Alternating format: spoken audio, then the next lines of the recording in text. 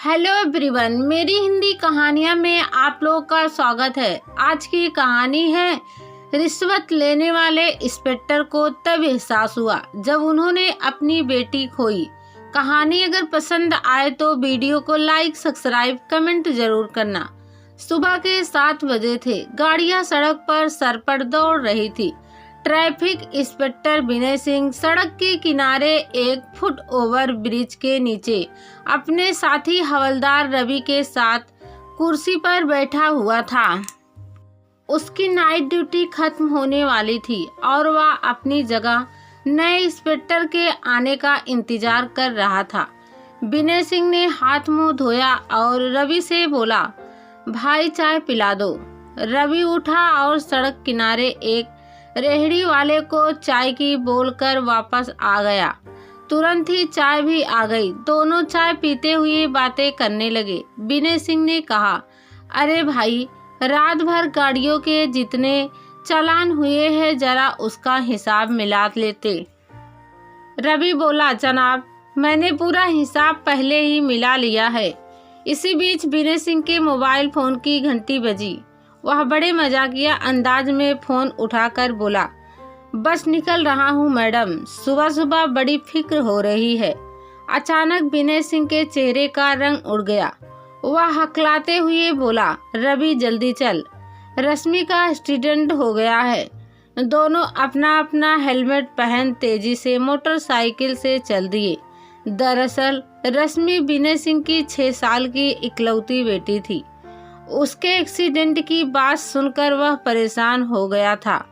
उसके दिमाग में बुरे ख्याल आ रहे थे और सामने रश्मि की तस्वीर घूम रही थी। बीच रास्ते में एक ट्रक खराब हो गया था जिसके पीछे काफी लंबा ट्रैफिक जाम लगा हुआ था। विनय सिंह में इतना सब्र कहाँ। मोटरसाइकिल का सायरन चालू किया, फुटपाथ पर मोटरसाइकिल चढ़ाई और तेजी से जाम से आगे निकल गया। अगले 5 मिनट में वे दोनों उस जगह पर पहुंच गए जहां एक्सीडेंट हुआ था। विनय सिंह ने जब वहां का सीन देखा तो वह किसी अनजान डर से कांप उठा।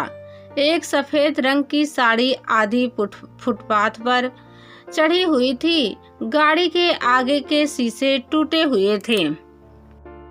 एक पैर का छोटा सा जूता और पानी की लाल रंग की बोतल नीचे पड़ी थी। बोतल पिचक गई थी। ऐसा लग रहा था कि कुछ लोगों के पैरों से कुचल गई हो। वहां जमीन पर खून की कुछ बूंदें गिरी हुई थी। कुछ राहगीरों ने उसे घेरा हुआ था।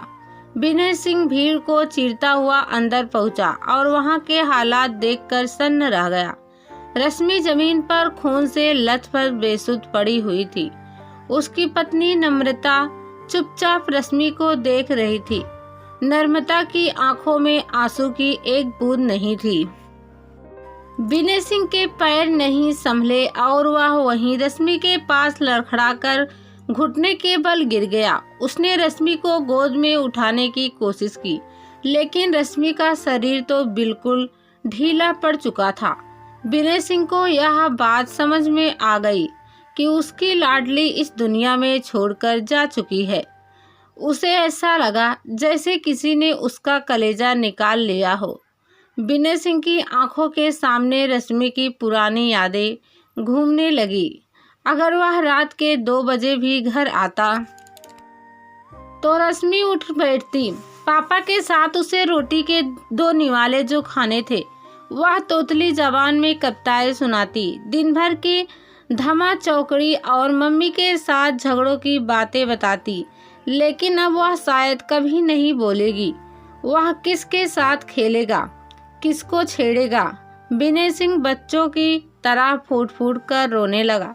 कोई है भी तो नहीं जो उसे चुप करा सके। नम्रता ही वैसे ही पत्थर की तरह बुत बनी बैठी हुई थी। हवलदार रवि ने डरते हुए विनय सिंह को आवाज लगाई, सर जी, गाड़ी के ड्राइवर को लोगों ने पकड़ रखा है, वह उधर सामने है। विनय सिंह पागलों की तरह उसकी तरफ झपटा। कहाँ है? विनय सिंह की आंखों में खून उतर आया था। ऐसा लगा जैसे वह ड्राइवर का खून कर देगा। ड्राइवर एक कोने में दुबका बैठा हुआ था। लोगों ने शायद उसे बुरी तरह से पीटा था। उसके चेहरे पर कई जगह चोट के निशान थे। विनय सिंह तकरीबन भागते हुए ड्राइवर की तरफ बढ़ा, लेकिन जैसे जैसे वह ड्राइवर के पास गया, उसकी चाल और तेवरिया धीमी होती गई। हवलदार रवि वहीं पास खड़ा था, लेकिन वह ड्राइवर को कुछ नहीं बोला। विनय सिंह ने बेदम हाथों से ड्राइवर का कॉलर पकड़ा। ऐसा लग रहा था जैसे वह चाहकर भी कुछ नहीं कर पा रहा हो। दरअसल कुछ समय पहले ही विनय सिंह का सामना इस शराबी ड्राइवर से हुआ था। सुबह के 6 बजे थे।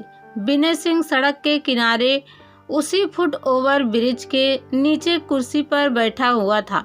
थोड़ी देर में रवि एक ड्राइवर का हाथ पकड़कर ले आया। ड्राइवर ने शराब पी रखी थी और अभी एक मोटरसाइकिल वाले को टक्कर मार दी थी।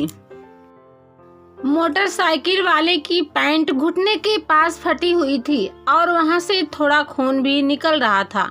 विनय सिंह ने ड्राइवर को एक जोरदार थप्पड़ मारा था और चिल्लाया, सुबह सुबह चढ़ा ली तूने, दूर से ही बदबू मार रहा है। ड्राइवर गिड़गिड़ाते हुए बोला, साहब गलती हो गई, कल इतवार था, रात को दोस्तों के साथ थोड़ी पार्टी कर ली, ड्यूटी पर जाना है, घर जा रहा हूँ, मेरी गलती नहीं है। यह एकाएक सामने आ गया। विनय सिंह ने फिर थप्पड़ उठाया था, लेकिन मारा नहीं और जोर से चिल्लाया, क्यों अभी इसकी जान चली जाती और तू कहता है कि यह खुद से सामने आ गया। दारू तूने पी रखी है, लेकिन गलती इसकी है। सही है रवि, इसकी गाड़ी जब्त करो और थाने ले चलो। ड्राइवर हाथ जोड़ते हुए बोला, साहब मैं मानता हूँ कि मेरी गलती है, मैं इसके इलाज का खर्चा देता हूँ। ड्राइवर ने 500 रुपए निकालकर उस आदमी को दे दिए। विनय सिंह ने फिर से उसे धमकाया भी, बेटा चालान तो तेरा होगा ही और लाइसेंस कैंसिल होगा, चल लाइसेंस और गाड़ी के कागज दे। ड्राइवर फिर गिड़गिड़ाया था, साहब गरीब आदमी हूँ, जाने दो। कहते हुए ड्राइवर ने 500 के 2 नोट मोड़कर धीरे से विनय सिंह के हाथ पर रख दिया। विनय सिंह ने उसके हाथ में ही नोट गिन लिए और उसकी तेवरियां थोड़ी कम हो गई। वह झूठ मूठ का गुस्सा करते हुए बोला था, इस बार तो छोड़ रहा हूँ, लेकिन अगली बार ऐसे मिला तो तेरा पक्का चालान होगा। ड्राइवर और मोटरसाइकिल सवार दोनों चले गए। विनय सिंह और रवि एक दूसरे को देखकर हंसने लगे। विनय बोला, सुबह सुबह चढ़ाकर आ गया। रवि ने कहा, जनाब कोई बात नहीं, वह कुछ देकर ही गया है। वह दोनों जोर जोर से हंसे थे।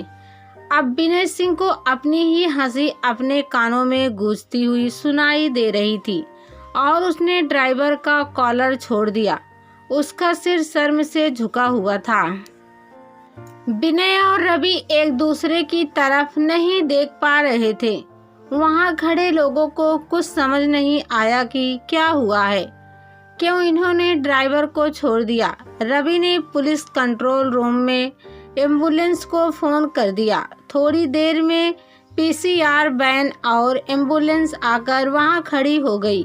पुलिस वाले ने ड्राइवर को पकड़कर पीसीआर वैन में बिठाया। ड्राइवर एकटक विनय सिंह की तरफ देख रहा था, पर विनय सिंह चुपचाप गर्दन नीचे किए रश्मि की लाश के पास आकर बैठ गया। उसके चेहरे से गुस्से का भाव गायब था और आत्मग्लानि से भरे हुए मन में तरह तरह के विचारों का बवंडर उठा।